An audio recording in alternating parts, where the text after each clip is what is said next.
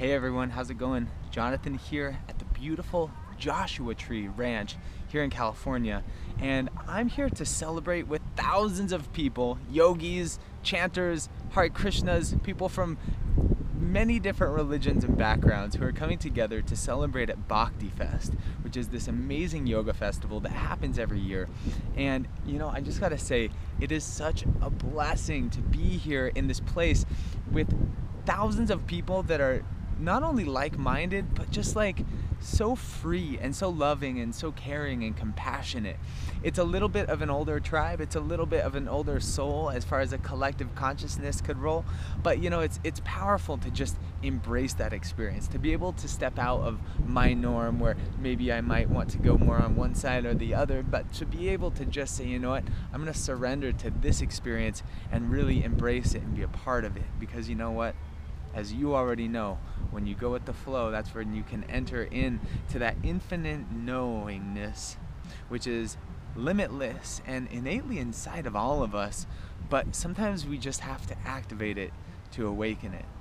And so that's what we're going to be doing in this video today. I just want to share a little bit of insight that's been coming my way about some divine ideas that have really started to shift my perspective, things that have allowed me to let go of my old ways of thinking and start to tap into new possibilities, which has really allowed me to just be me relentlessly. So today what I want to talk about is just a little bit about this message that I received yesterday. You know, I've been doing a lot of healing. I've recently had an injury, and you know, injuries are always a really powerful way for you to slow down. It's a reflection of what's happening on the inside. It's a reflection of the inner world, and as you already know, when there's peace within, there's peace without. And if you don't already know, the body is made out of 70% water, and our planet is covered in 70% water. Friends, we are a reflection of this planet. Think about the rise and fall of the tide is like the rise and fall of your breath as we breathe, and the moon is hurling through outer space, and as it grows and as it rises, we hire more police officers to run the show during a full moon, and more ambulances and more medics during a full moon on staff so that they can handle the increase in capacity of injuries and accidents that happen during the full moon. We are absolutely connected to this earth, and we are connected to each other. That's an undeniable fact. It is scientifically proven. In fact, the EMG machines that measure the heart frequency of the body that they use inside of the hospitals, also the EEG, which they use to measure the mind and the frequency of the mind, these things are scientifically showing us that we have an electric and a magnetic chemical connection to the energy that is within us and without us, and it's so powerful to just start to reflect upon that, to be able to identify that, you know, in fact, I am a reflection of this planet. And that's what I want to talk about today, is that how important it is for not only for us to protect the temple of our own body, but also the temple of our planet. Because friends, we have a lot of life that wants to be born and raised and created and live and experience and be abundant and be prosperous on this planet. And we have so much resources and so much sun energy and so much power here. But we gotta start to tap into it. We gotta start to harness that energy so that we can create a planet of prosperity for the world. Oh, that's a great way to do it. Piggybacks. Piggybacks in the desert.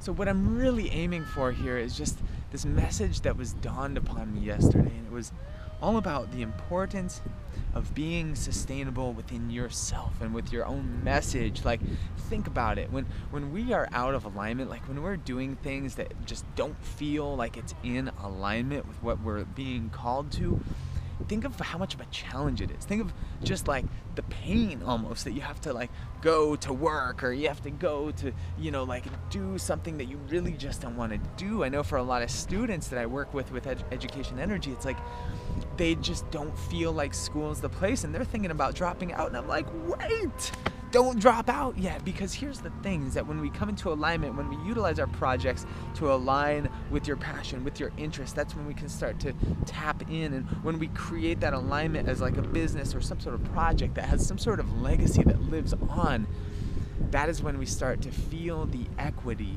of our ideas, that social equity, that environmental equity of planting a tree and watching it grow and bearing its fruit and sharing it with your family and friends. Because that is what we need more of on this planet, my friends. Aloha. And so as we start to plant new seeds of intention, as we start to take this idea of our ideas have a potential for legacy, that is when we start to shift our attention from what is it that I want to do now. No, let me rephrase that. That is when we start to shift our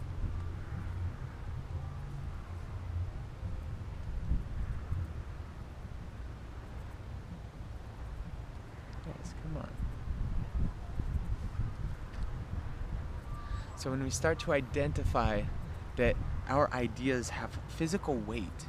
Now, I want to go back for a moment to this idea that we are a reflection of the planet. Now, you know about how the planet has the magnetic pole to the sun and to the moon and to the planets, right, in our solar system, and it's flying through outer space like this, going around the sun, or probably more like the sun's traveling through outer space and the planets are holding on to dear life, kind of spiraling behind it, right, kind of like the spiral of the DNA that's inside of our body, and we're kind of like flying through outer space. And this idea that we are also an electric magnetic frequency, we're our own living magnet. And when we start to tap into that idea, it's like we start to realize that my thoughts and my feelings are attracting the reality around me. Now there's two parts to this, of the thought and the feeling. The thought is in here, the feeling is in here. Right now they say that the language of the heart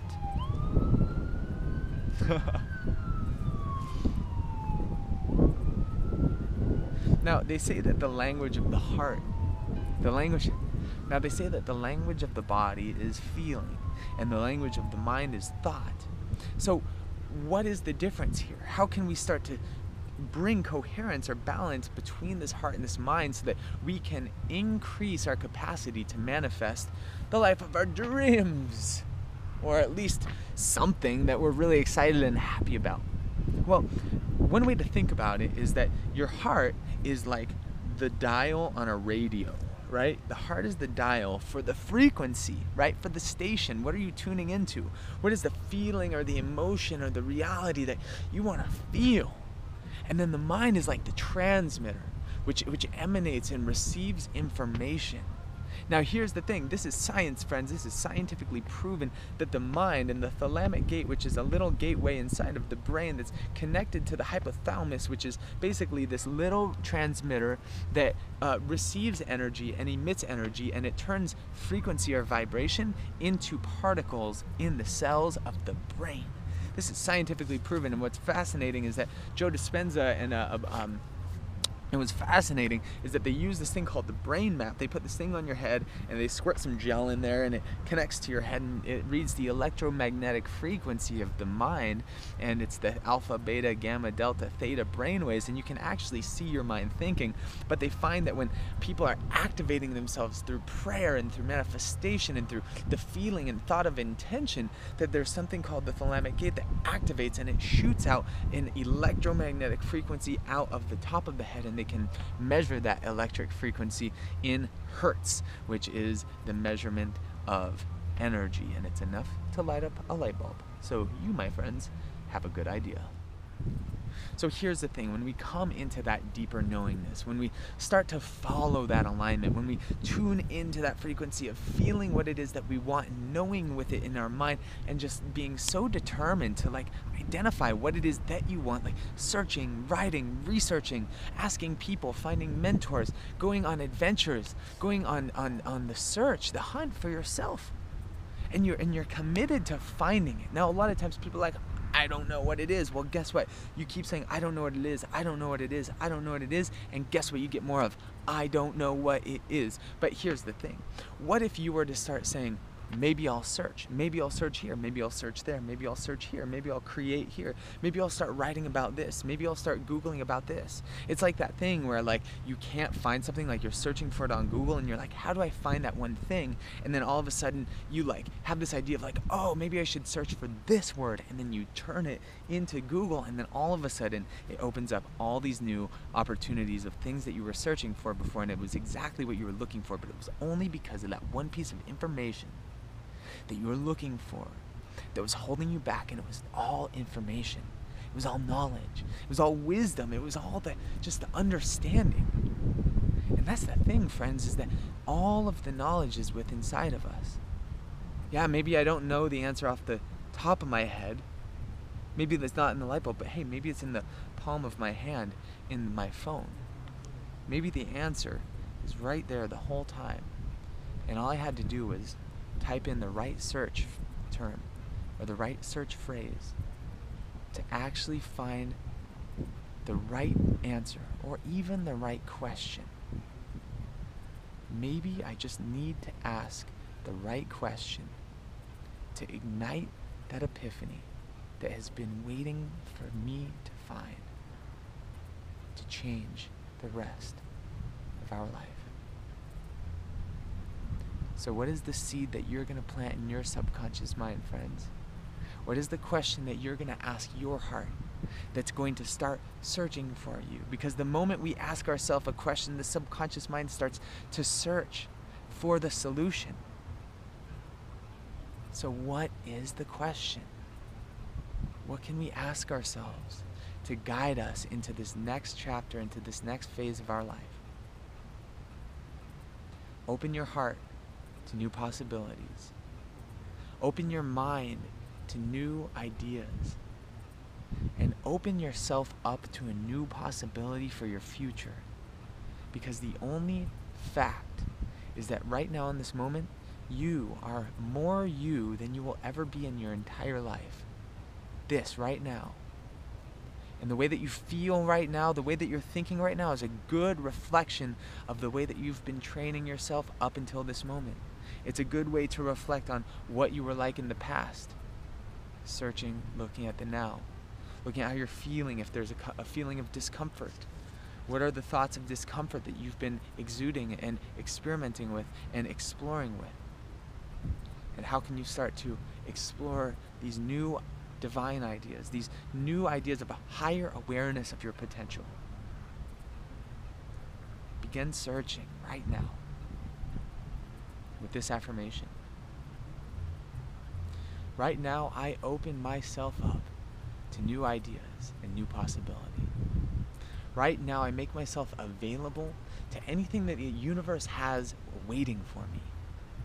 Whatever it is that has been holding me back up until this moment to receive those ideas or those epiphanies or those breakthroughs or those great resources or the money or whatever it is that wants to come to me, whatever it is that's holding me back, I now release and surrender it in this moment right now.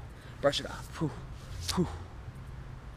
And right now I just open myself up to that next level, that new potential that you have for me, O source of creation.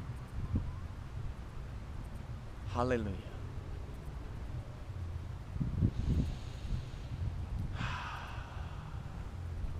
Thank you, Bhakti Fest. Thank you, Joshua Tree. And thank you, my friends, for tuning into this frequency so that me and you can come into this infinite harmony. Lots of love and aloha.